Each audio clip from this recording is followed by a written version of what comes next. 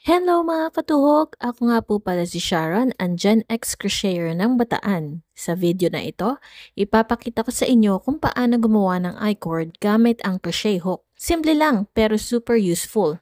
Unang step, gumawa muna tayo ng slip knot. At pagkatapos ay mag-chain 3 tayo.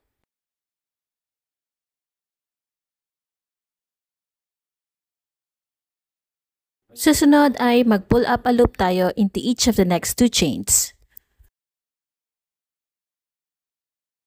Pagkatapos, alisin muna sa hook ang 2 loops, tapos pull up a loop sa unang loop. Uulitin lang natin ito sa susunod na 2 loops.